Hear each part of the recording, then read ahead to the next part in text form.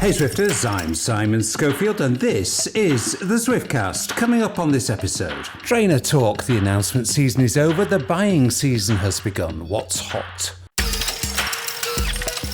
Sticking with trainers, would you name your new baby after a turbo? We meet a guy who's going to do just that. Plus, the Zwiftcast essential tips for better Zwifting. You need to hear mine, it's a cracker.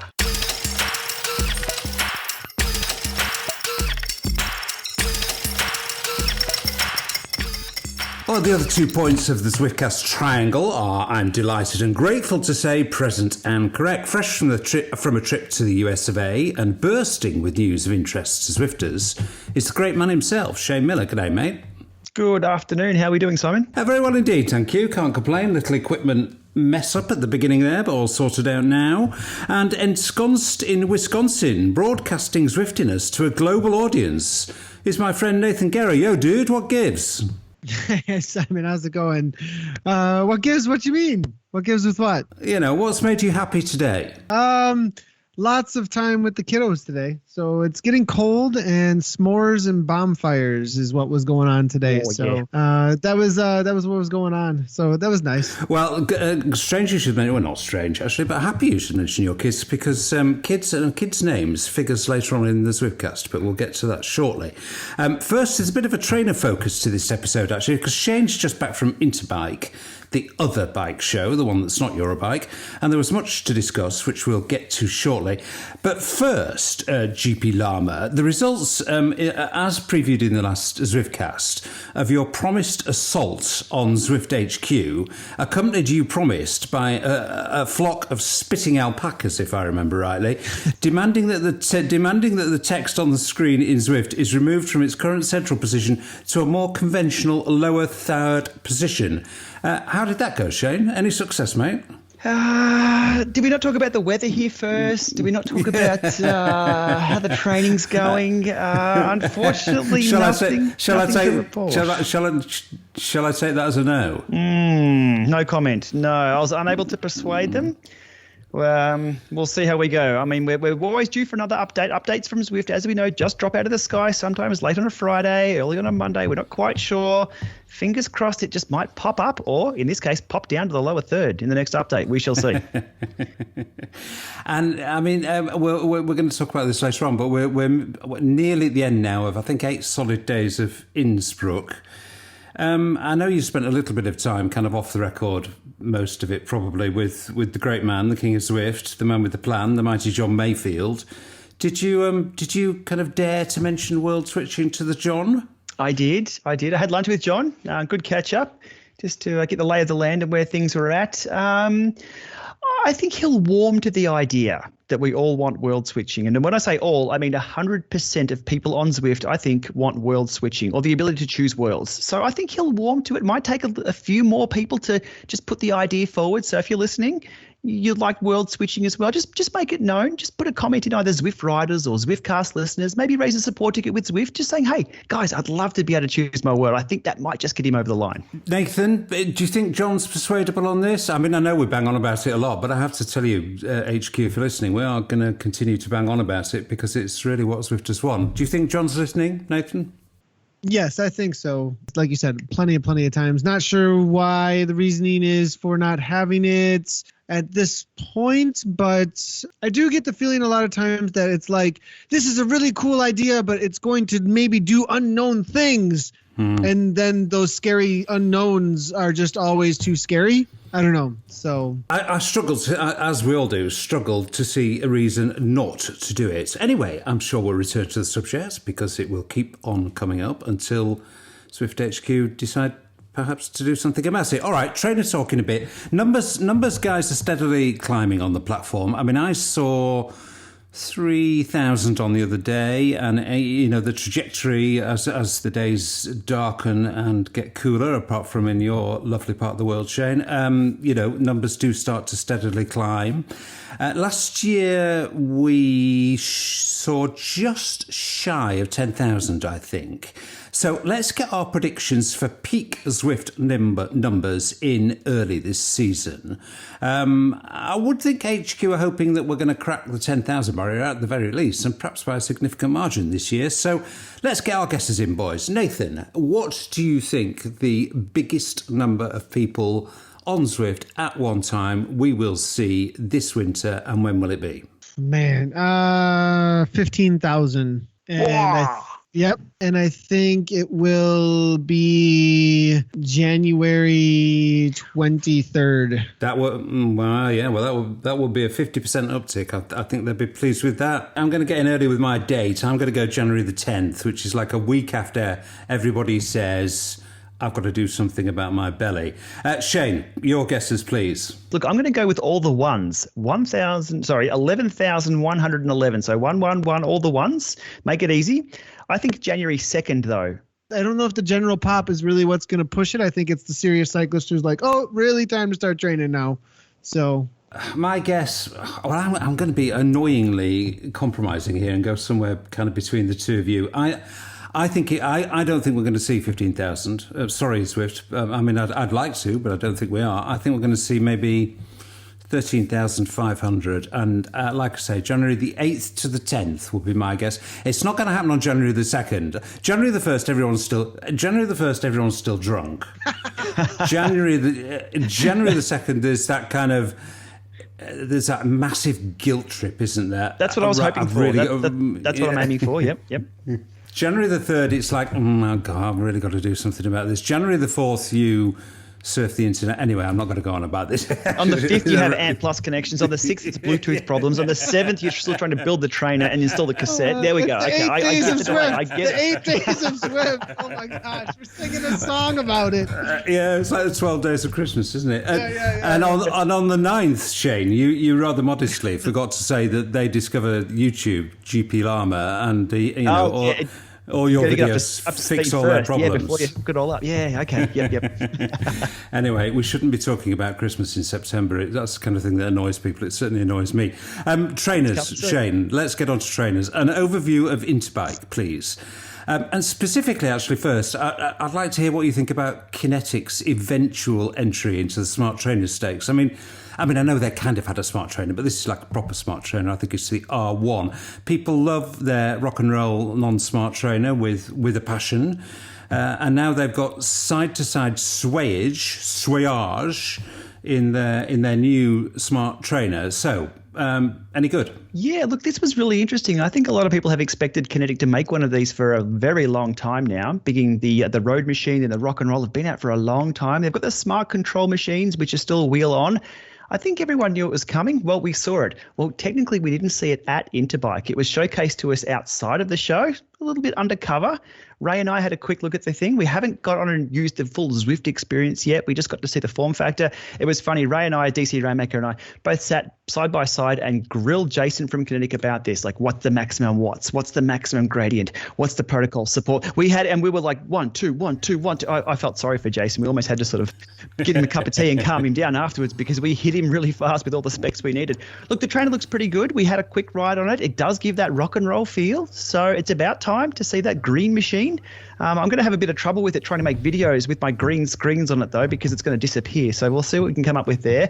But as with all things, we need to wait to see how they go for our full in-depth reviews on Ray's site, how they perform under the Llama lab test for my stuff. And it should be very interesting. But yeah, as you said, quite a lot of news from Interbike. Interbike's been a little bit on the downturn recently in Vegas. A couple of, for the last few years has been kind of getting smaller and smaller.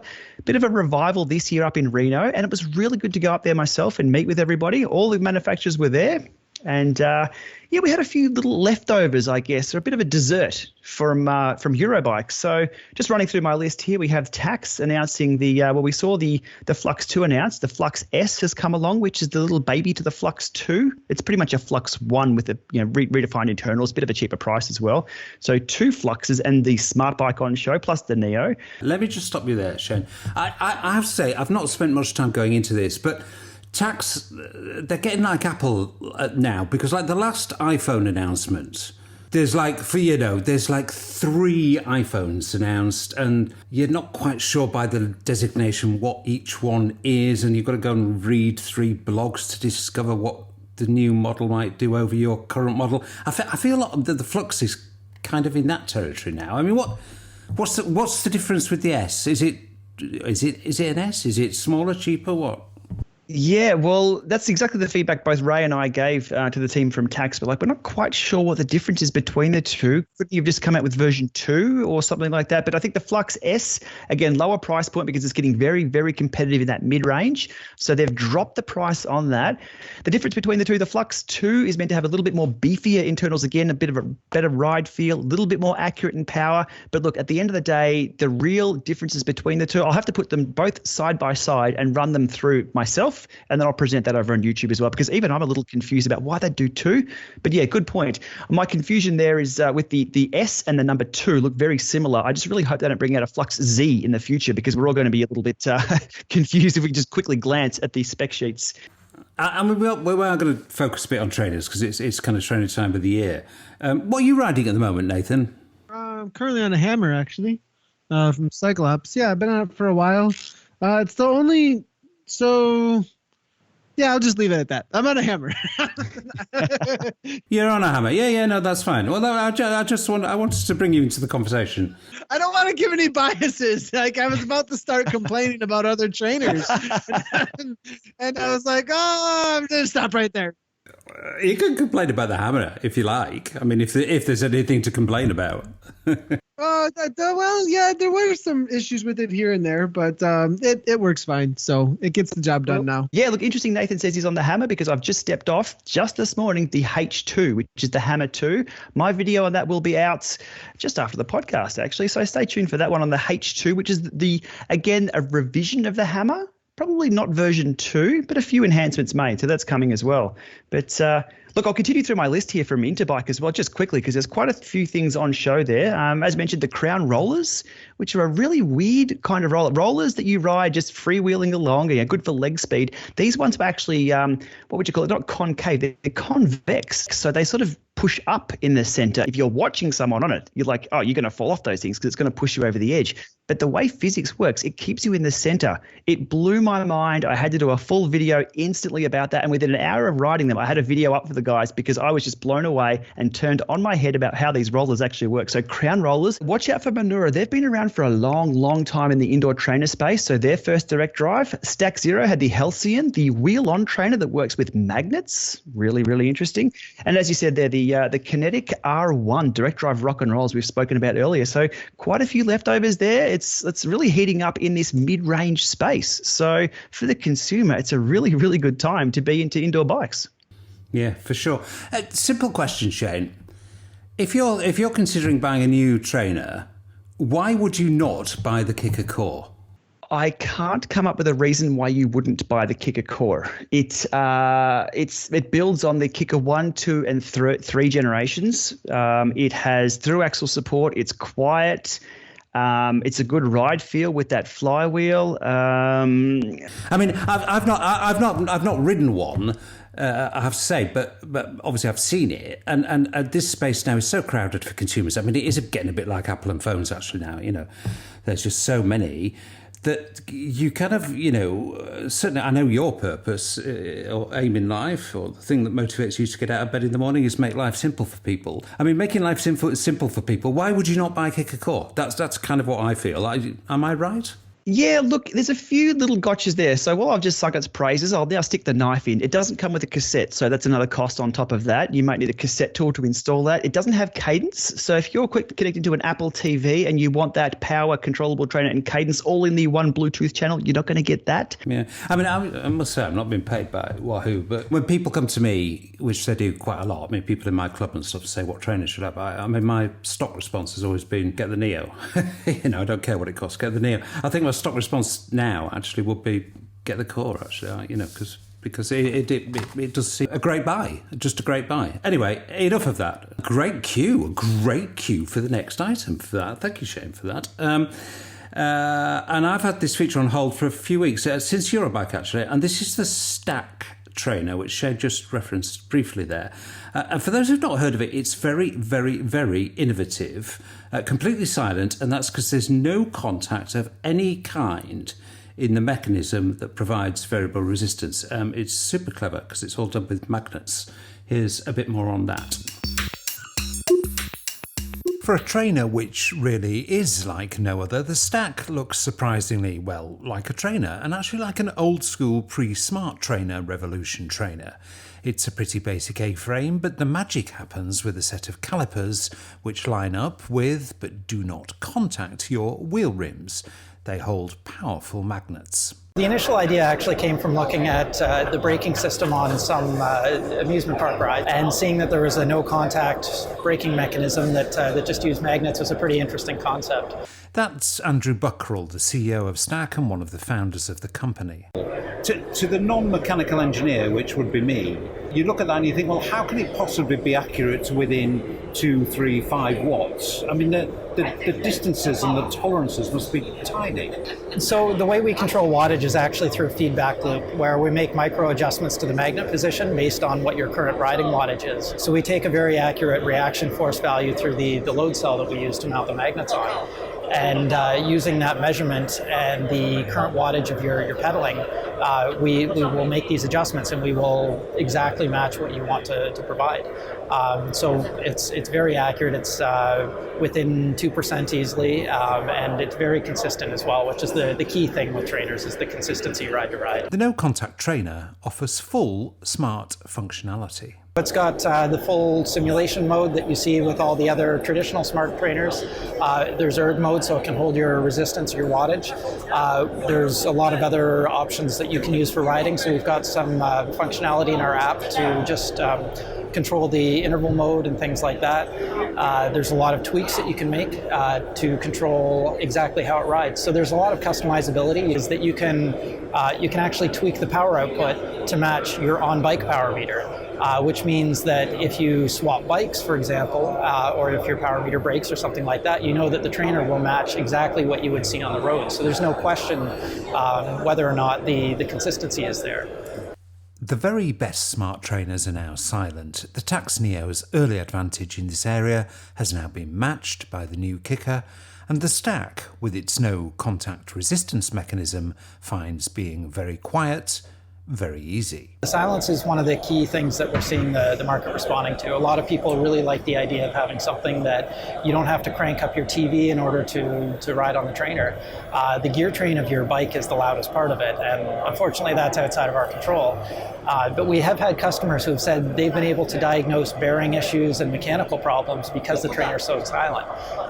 Quite often you can't replicate some of these problems that people are seeing on the road, or you can't hear them on the road. And if you have it just on a bike stand where it's not loaded, then you're not getting the same noise to occur.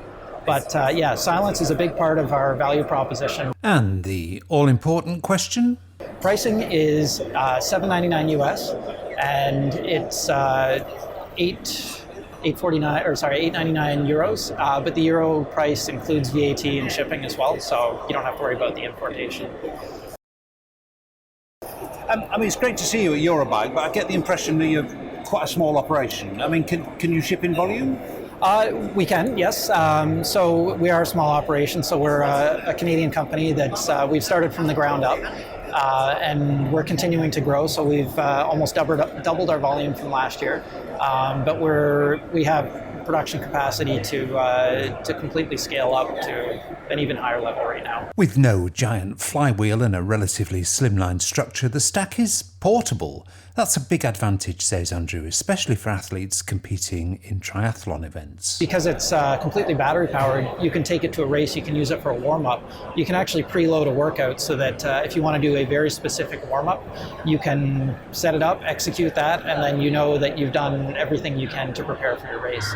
But yeah, the portability side of things is something that we also really push. And we think that if you're an athlete going to an Ironman event, you hear more and more about these crashes that happen where cars, Kona is a good example, where there's multiple people who are hit each year training for the Ironman World Championships. So if you're unfamiliar with the roads, or if maybe it's a not as bike-friendly location, you can train in your hotel room before the big race. Shane, I know you hated its looks at Eurobike, and to be fair, it does look a fraction agricultural. But you talked to the Stac guys at Interbike and came away a bit more impressed, if not with the looks, with the tech. Yeah, for sure. They have put a small little cover over it to hide a few of the cables. Now, I would have liked to have put a big helmet on the thing and just hidden it all the way. But they've done the best they can for the unit itself. So for me, we've already teed off on how it looks. Now it's about how does it ride? How does it go out there? What's the experience? As I said before, what we want is a solution to put our bikes on, get our workout done reliably, accurately, so we can get on with our day.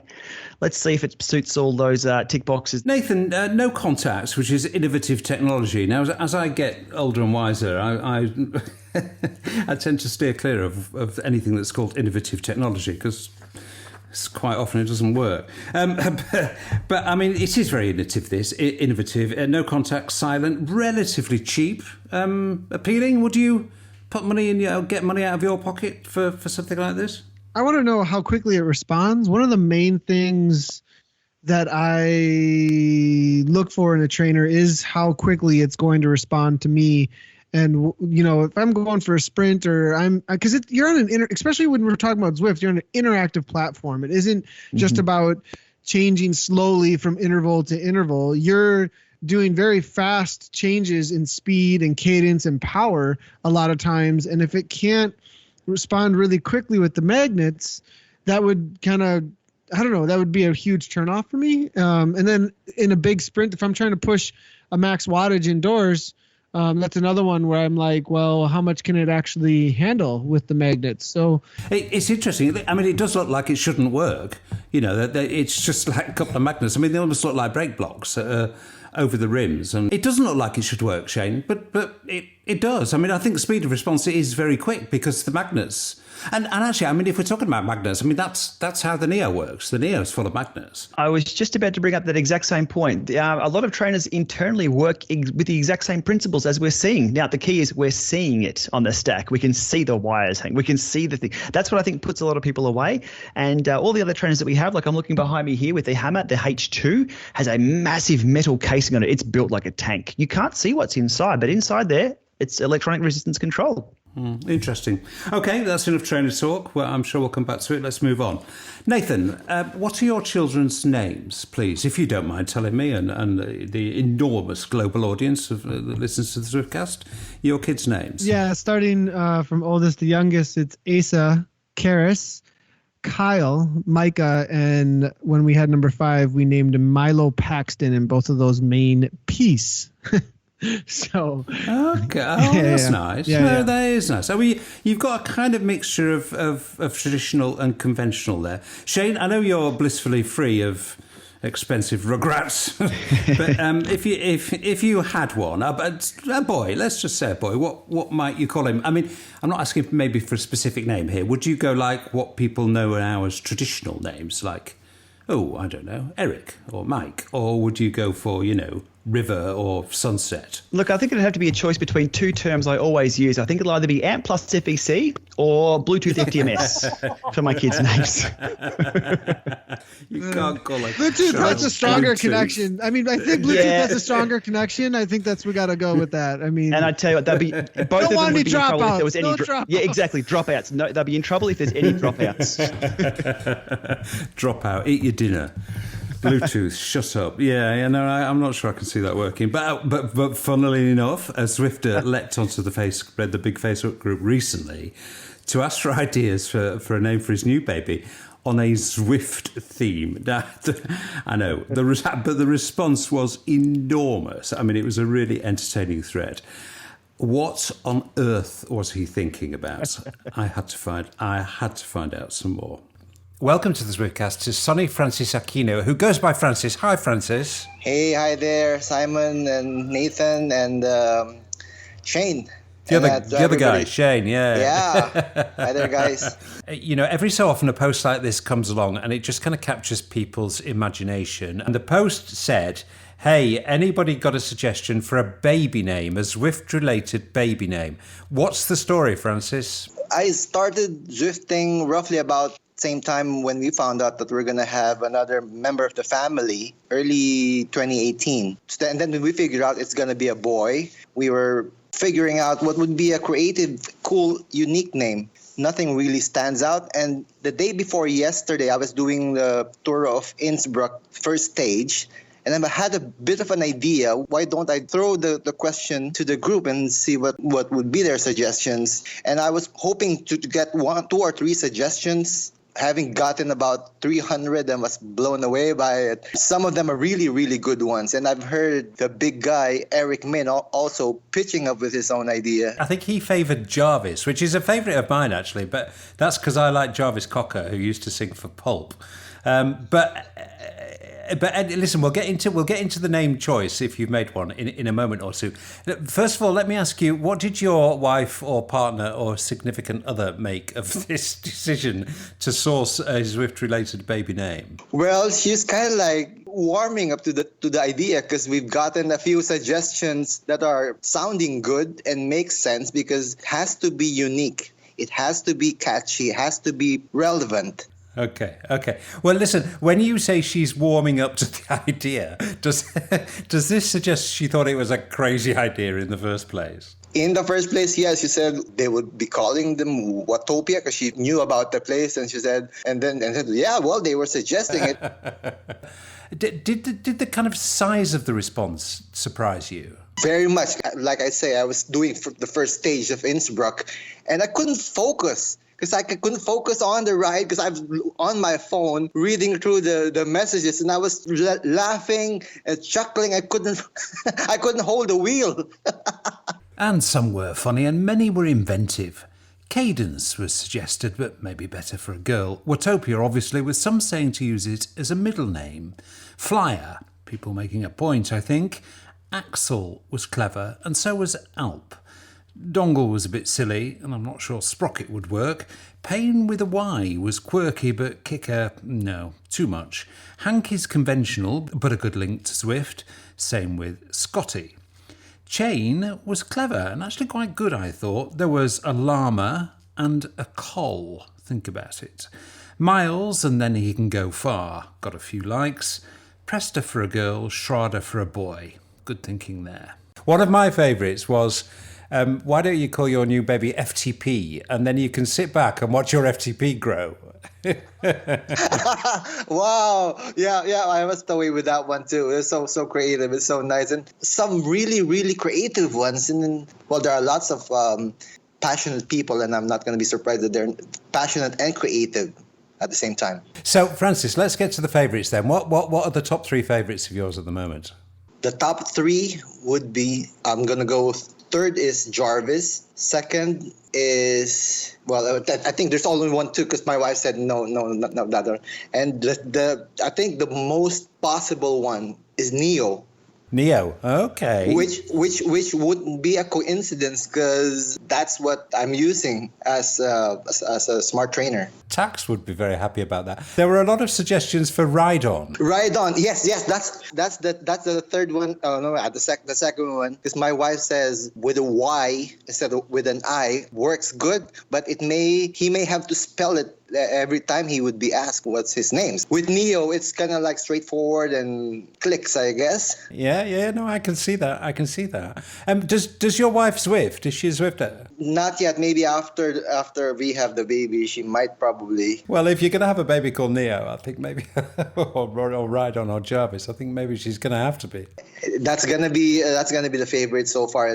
I'll make sure I'll post and update the group on what we decided finally. Well, listen, thank you for giving all the 40,000 plus members of Zwift Riders something to think about and a laugh actually and a kind of warm feeling actually. That was what I got when I saw it. I thought it was a really nice post. And at first I thought, how crazy is this? But then the more I read down it and saw the responses, the more it kind of began to make sense. Right, yeah, and I'm very pleased with the response, and I was so blown away with the enthusiasm and the cleverness of the group. Thank you so much for giving me the opportunity. I'm actually a big fan. I listen to your podcast. I re-listen to your podcast when I'm out riding. You're doing a good job, you, Nathan, and Shane. That's always very good to hear. Thank you very much indeed for saying that. Listen, the very best of luck with the rest of the pregnancy, especially to your wife, and of course, the best of luck with the birth and the early weeks and days, and do make sure that you keep in touch. And we'll talk again after the happy day and when you've made a final decision. And thank you very much indeed for coming on and talking about it. Thank you so much, guys. Right on. Okay, I mean, what a nice guy. And actually, I did kind of warm to the whole thing as I was talking to him, because like many people, I saw that Facebook group thread and it was like, you must be kidding. but actually, having heard him talk about it, I did rather warm to it. Shane, what was your reaction to the post? First of all, did you think it was silly or heartwarming or what? Yeah, red flags straight away. I'm like, WTF, really? Is this really a thing? But after listening to his just his thought process, and when you hear somebody speak about their ideas and why they do something, I sort of warmed to the idea. I really do like the name Jarvis. That really did ring a bell with me. So for sure. Yeah. Nathan, would you be a bit more open-minded about it? But I mean, imagine when your kid's 10 and he said, "How did you get my name, Dad?" And he said, "Well, it came from a virtual cycling game." I mean, really? Nathan, could you? Well, yeah. I mean, he'd be like, I got the beta wheels from Zwift because I named it Jarvis. So, I mean, no big deal. Like, it was all for the beta wheels, the 808s, man, full dish. So, no, I don't think I can relate about like what am I going to name my kid, and just like asking a million people like what do you think, just to see if something pops up that you really like, because it is going to be about what you really like. And I'm with that too. That Jarvis is pretty cool, and I mean it's kind of one of those things where, you know, unless you're set on something, like you get as much information as you possibly can. So, well, what if something cool comes out of this? So I thought it was kind of fine. Yeah. No big deal. Yeah, no, it was cool. It was, and I in the end, I did rather warm to the idea. But there's still just a little part of me that says you can't name your child after a trainer. Anyway, you know, good luck to him, his wife, and the newborn. And we will update listeners on that when the happy day happens. Right on. Okay, moving on. Well, pertinent to our earlier conversation about how many Zwifters might make it onto the platform eventually this season, something caught my eye the other day. Brand new Zwifter, Gaz Williams, leapt onto the group and asked for tips and advice before starting. Predictably, he was overwhelmed. And we've actually, all three of us have been on it a while now, and I think it's easy to forget for new Zwifters that there's lots of things that you really need to consider. So I thought it might be useful for new Zwifters particularly, and maybe even veteran Zwifters as a bit of a reminder, to condense all that advice that came up that prompted by that question down to a number of essential tips. It'll be a kind of checklist for new and old Zwifters. And I'll add a little bit of Zwiftcast editorial flavour to that list as well. And I'll be asking Shane and Nathan for an extra one. I've got an extra one. It's a bit of a cracker. But let's have that rundown first. Might be obvious for some, but this is the Zwiftcast guide to essential stuff you need to Zwift.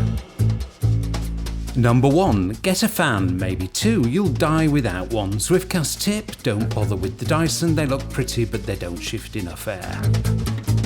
A towel is good in 2 ways, for mopping the brow and catching the sweat before it seeps into your headset and rots it.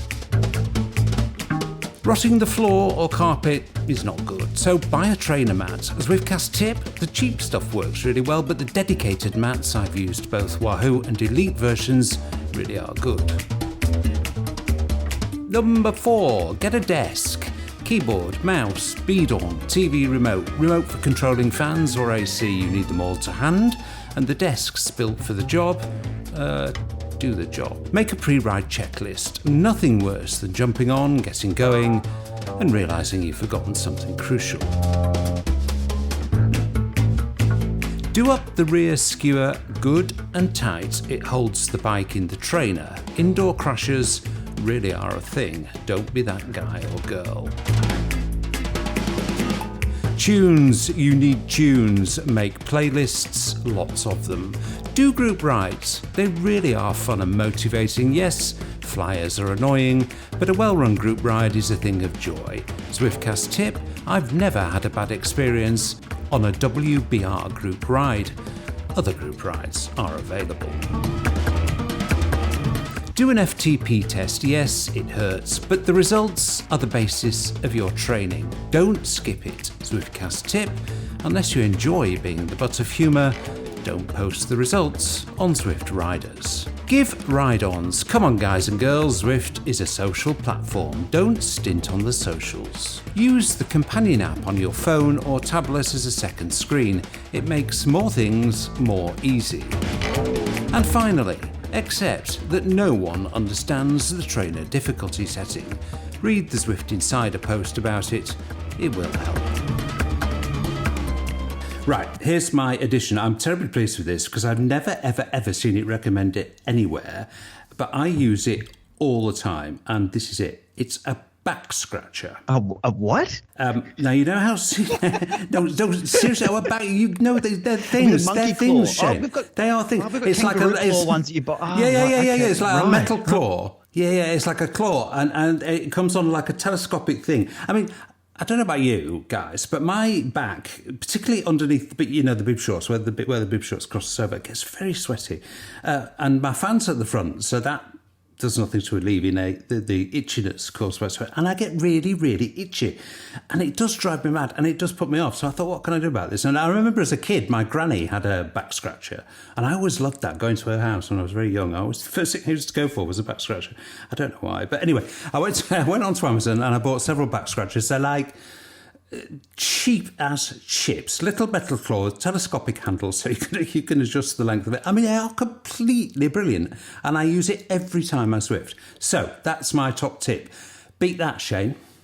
I can't. I didn't know that were a thing you could buy on Amazon. I might have to put up a few affiliate links there and do some reviews or something of these backs. I have never heard of that indoor, so you got me on that one. I can't beat it. One thing I will add, though, is what I use all the time, and somebody picked deep in the deep web of Zwift riders, somebody picked the GP Llama is always playing YouTube music or something like that when on Zwift. So that's my tip. I've got to have music. I've got to have something pumping away. Otherwise, it's just all noise. So for mine, I've got to have music playing. Yeah, same here. Spotify gets an additional subscription pretty much only because of my Zwifting needs, actually. Nathan, your extra special little thing that you do that maybe nobody else does. Okay, I'm going to say two up front that are kind of selfish and then a joke. First, the second screen to watch the broadcast. Secondly, a lock on your door when you got 5 kids. You always have a lock because when you're in the middle of an interval, you're literally just going to start screaming at someone to go away, but it's going to be unintelligible. Like you're not even going to be saying anything, and they're just going to think you're crazy and always angry when you're riding your bike. But actually, the most pertinent one for sure is an AC unit. You need an AC unit in the room. For sure. I mean, even an open window in the middle of winter blowing cold air in works, but I think the AC unit with controllable, especially if you're serious about training, the ability to manipulate the temperature in your environment is a whole nother level of stress response you can get out of the body, actually. So environment control when it comes to the temperature is super, super important. Lock on. I'm going to go for lock on the door on that one, actually, because one is damn sight cheaper than an AC unit, and two, I can see it being incredibly practical, actually. Very good tip. Well done, chaps. Well done. Okay, this has been on my list of things to talk about on the Zwiftcast for ages and ages and ages. And while we're talking about kind of universal experiences and things that are also individual, have either of you two noticed, I call it the 35-minute photo glitch. Right. I Zwift on a pretty good desktop with a pretty high-end graphics card, has to be said. I'm not bragging, that's just the way things are for me. But every single time, I mean, you could set your watch by it. Every single time I Zwift, somewhere between 34 minutes, 30 seconds and 35 minutes, 30 seconds, there is like a momentary freeze. And it is momentary. It's like by the time blink and you miss it. I mean, by the time you've registered it, it's gone. And I've always wondered. I mean, it's literally every time I Zwift, almost since I've been Zwifting, every time this happens. And I've always wondered what it is. Shane, do you see this?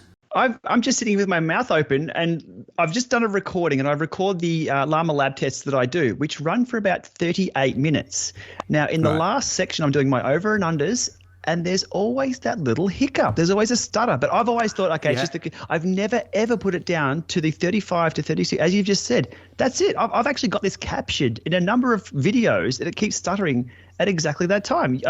I have no answer for that, but I'm just like, that's something I didn't know about that I've always seen occurring, and that I've captured. So it does happen. Does it happen to you, Nathan?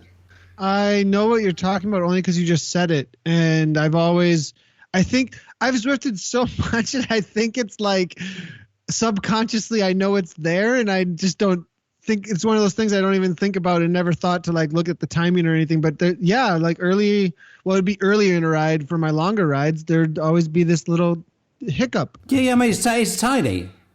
It's tiny. I mean, tiny. It's like. But you're for sure. I'm actually going through old videos right now, like to see if at the 35-minute mark I see this. Yeah, I'm going to do the same. I'm intrigued by this. I know exactly what you're talking about, and I capture it, and I see the stutter, and I'm like, oh, that's going to ruin the smoothness of the capture there. But okay, well, fascinating. I've learned something new. Maybe there's a video in it for you. Now, this cropped up deep on a kind of subthread somewhere as a possible explanation. And as soon as I saw it, I thought, God, yeah, of course, that's it. I mean, so I don't know whether this is true, but the only reasonable explanation I've heard for it is that it's the point at which Zwift automatically takes a photo. Because, you know, when you get a photo uploaded to Strava, it comes from somewhere and you haven't taken it. So I think Zwift, sometime in your ride, always takes a picture. And I've said the only reasonable explanation I've seen for the 35-minute glitch is that, could it be that, Shane? Could it be that? I think we're on the money here, and I think we've just sort of automatically started, accidentally, a new science section here for the Zwiftcast, because last time I asked about the speed of cars, which I'll refer to in just a moment, but yeah, if anybody has that or anybody can guarantee or has experienced that and then upload their ride to Strava, if that's where their screenshot comes from. Now, the initial screenshot that's uploaded doesn't have the timer on it at all, so you'll have to sort of remember where you are on course. So if a Zwiftcast listener can write in, I guess. Do we write in these days? Type in and let us let us know. I think we've just started a science segment here on the Zwiftcast. But back to the cars, I have had an anonymous tipster come in and do some measurements, and the estimation speed of the cars is 200 kilometers per hour. So they wish to remain anonymous in how they actually got that information and how they were maybe a little off course to see the speed of the cars. But I thought that was about similar to what I thought they would be. But interesting little segment. I like this one. This was just for people who didn't hear the last episode. We developed a theory, or well, Shane developed a theory actually, that the cars that you see in Innsbruck, of which we've seen a great deal recently, the cars that you see in Innsbruck go at an unreasonable speed. And what was your formula for working that out, Shane? Remind me, because it was quite clever. Look, what I was going to do is park the bike just a little bit off to the climb. Well, what we're seeing on television last night and tonight and the next night at the World Champs in Innsbruck there in Austria, I was going to park my bike off to the side, use an external camera, so camera mode 0, and then grab the frame rate at 60 frames per second and then measure how many times the car moved and how far the car moved and estimate the length of the car or the truck, and then do the calculations from there. That's what I was going to use, but somebody else did it a little better way than that. So I'm still yet to do that. If anyone wants to get the jump, that's the theory I'm going to use. But I think the current estimate's about 200 kilometers per hour. The cars in Innsbruck, they're very quick. Yeah, very quick. Turbocharged cars and trucks in Innsbruck. Okay, well, obviously the photo glitch, I am not alone on that. Or if it maybe it's not a screenshot glitch, who knows? But obviously I'm not alone. I'm wondering when autophotos was introduced, because I'm looking all the way back to 2 years ago at a 35-minute section, and it's not there. No, this is 3 years ago, actually. This is Richmond looking at here. So anyways, I'm wondering if because I believe autophotos was introduced later, like a little bit later. So anyways, I think I know what you're talking about, but I'm not sure if it's always been there. Okay. Well, that is a really interesting little Zwift mystery. I'm sure somebody would investigate and track that one down. This is the Zwiftcast, the podcast for Zwifters. Okay, fellas. Well, shall we just for a change talk toys, prams, histrionics, legal threats. It can only be one thing, and that's Zwift racing. I mean, shall we go there one more time? I always have fun. Wow. I think it's great. Let's go. Wow, why not? Okay. Well, listen, I'm not going to name this. I'm not going to name this guy, but I think we probably all know who we're talking about. Because if I did name him, I think he'd probably threaten to sue me. But you must have seen this and either kind of wept or laughed or banged your head on the desk or something. Nathan, did you see the thing I'm talking about? I actually don't pay any attention to those things anymore. Like, I actually don't even I don't even open them. I kind of scroll through. Oh, there's something happening obviously over there. Okay, bye. I mean, that's kind of, it's just like, oh, there's something. Yeah. Well, that's a good policy. For those lucky few who did miss this, I mean, this dude posted some extraordinarily good numbers. I mean, so good, too good to be true. And swore blind. I mean, probably not in his children's lives, because that's a horrible thing to say. But he swore blind that they were right, and he threatened to sue people who said they weren't. But, everybody knew that they weren't right. So, and the main target of his threats was Zwift Power. So far, so bad. Members of the community patiently explained what was likely to be going on here, and incredibly, unbelievably strong rider dude goes and gets himself a new trainer. Guess what? His numbers plummet. And he responds with some pretty graceless feedback, actually, and then to everyone's pretty much open-mouthed and slack-jawed astonishment, he again threatens to sue Zwift Power unless they expunge from the record, remove, delete forever his old dodgy numbers. The ones that he said were right, if you remember. Anyway, all of this was done in a manner that, I think most people would agree was something less than polite, and completely fails to acknowledge that, Zwift Power is a volunteer-run, community-based project. Shane, I know you saw this, and I think you were probably as despairing as I was, and everybody else was, really. Where do I start? Yeah, for sure. Look, I'll keep it brief on this one. A lot of the work, actually all of the work that I do, is trying to take people to a better place, have a better experience indoors, either by themselves or with others, with interaction, with technology. Just, stepping off the bike, you should be a better person. If anybody at all threatens that or has the ability to cause a worse effect for everybody else or negatively impact the experience of others, now, I'll go on record and saying I try and be a nice guy. In this instance, I won't be. If anybody has that effect at all on the masses, they need to be thrown out and gotten rid of and dealt with straight away.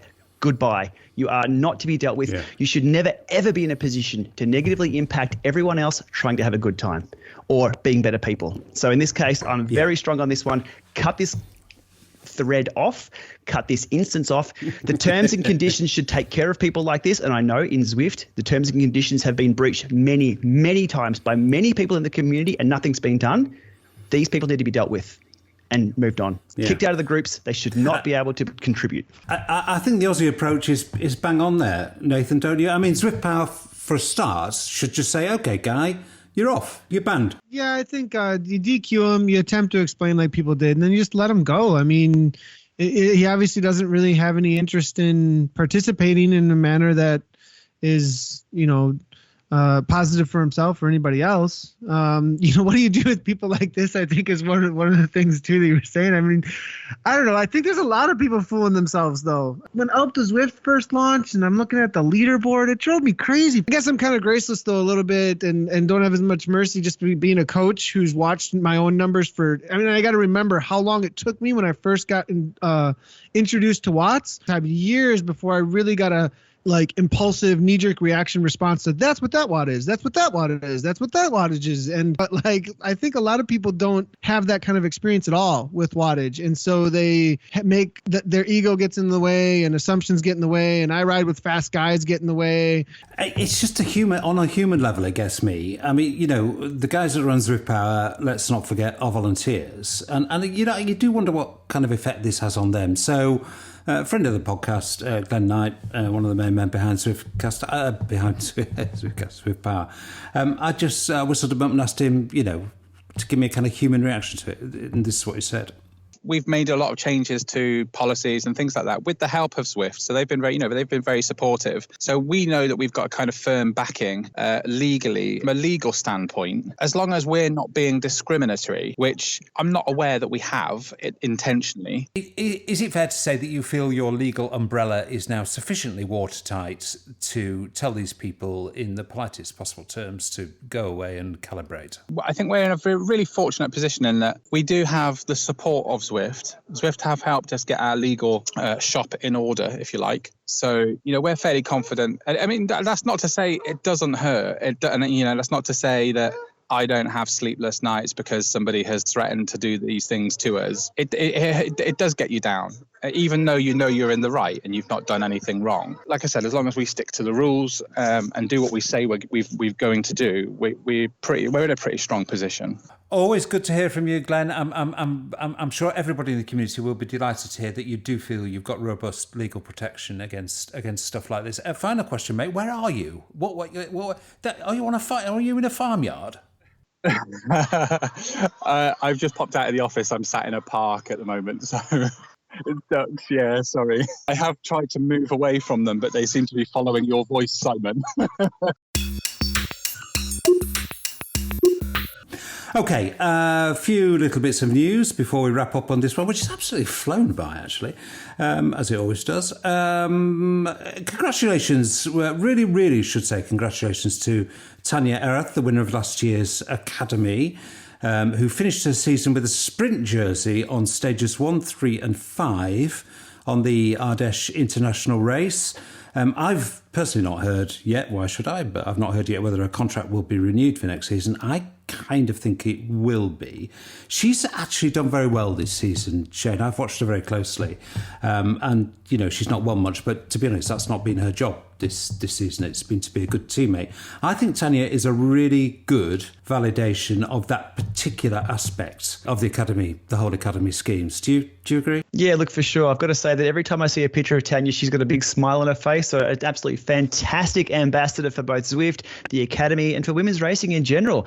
Speaking of which, the women's race is on very, very soon. Actually, it starts in a few hours in Innsbruck. So I'm very keen to see how everyone goes over there, especially her teammates in that race.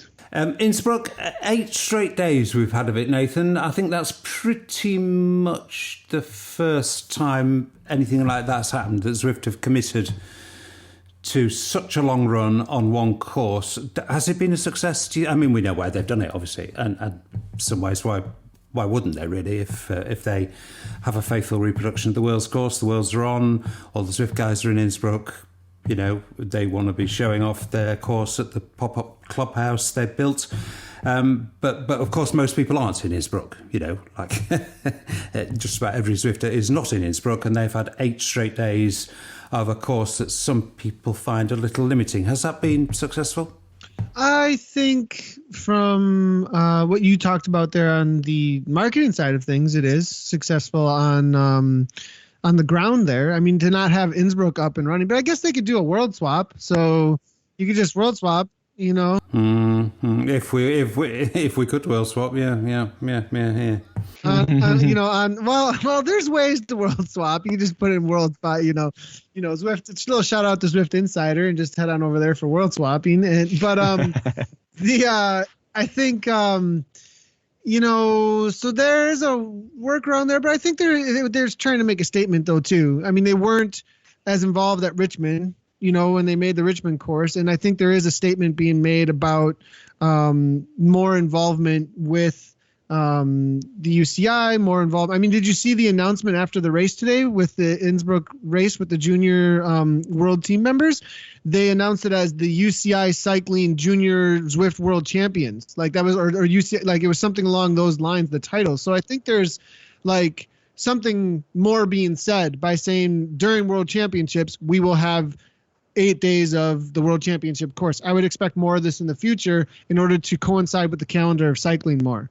So I think that's a success to do that and have everybody on the same theme as a community.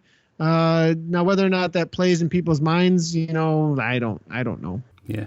Well, I should be careful. I should put my words carefully on this because, of course, the Worlds next year is in Yorkshire, and he's on literally my home roads. I mean, they've announced the routes this very week, and I know all of those roads literally like the back of my hand. I mean, I've ridden all of those roads countless times, so no doubt I'll have a very, very different attitude when, as Zwift surely will do, they produce a special Yorkshire course next year, and then no doubt my attitude will change, 180 degrees out of all recognition, because I'm fickle like that. Shane, what's rocking your world at the moment, mate? What's next couple of videos we can expect from you? Yeah, look, coming out in just a few hours, hopefully before the Women's Professional World Championships kicks off, will be the Hammer H2. Sorry, not the Hammer. They've dropped the Hammer. It's only called the H2 trainer video will be out. That's been a bit of a production for me. There's a ton of what I call a tale of content from Interbike. Lots of products, lots of samples, lots of things rocking through the door to check out and have a look and just share my experience with. So, yeah, keep an eye on those ones.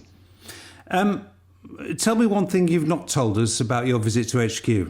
They're already at capacity in their new building. That was a surprise. Really? So they've actually they've moved from one location to the other, because the other I guess their first site they were on, it became bikes and doors. There's just people everywhere bumping into each other. So they'd relocated. So I'm like, oh wow, we're going to be able to swing a cat in here. I've jumped in the new office and it's still full. They're hiring that many people. It's good to see the company's really, really growing and really expanding. What else? But the lunch area is still about the same. So the amount of bars I could put in the back pocket was still only about the same. I shouldn't have said anything. But that is amazing. Have they filled that place up already? I mean, what must the headcount be now then? I mean, last time I spoke to anybody who knows these things, I think they said 210, 220. Has it gone up significantly from that, do you think? Well, in Ojai earlier this year, that was 160, 170. Now, that was still this year. We're in Ojai at the offsite there. So it's got to be pushing past 200 for sure. And that's just locally there, physically working. Now, we know they're a dispersed company, so they're all over the world. I know there's been another hire in Melbourne here as well, just down the road from here. So it's gone crazy. Wow. Hopefully we will see the outputs of all these extra people at Zwift, and we know it should be a busy autumn, fall. Nathan, what's big in your world, fella? Oh well, today we had that obviously the Innsbruck Worlds Junior Worlds on Zwift. That was pretty cool, and then we're looking forward to, it looks like probably chop racing most likely is going to be on the docket. It's really popular in Down Under over the winter over there, which down in your area, Shane. So I think we might stick with that. I think also prime time on another day of the week, we're going to get into some more racing. I think 2 days a week with racing with ZCL stuff. That's about it. And then maybe getting into a little bit of cycling shape. I've backed off a little bit. So I was going to ask you, actually, are you fit at the moment? In another way, I've been hitting the weight room following the Buff Mama saga more. So if nobody knows what that's all about, Lindsay's competing in weights a little bit. So been in the and so I don't know if I get back on the bike for next year, that'll only benefit actually though. So getting stronger. Shane, are you going into your outdoor season in good shape? I mean, you've been so busy with work.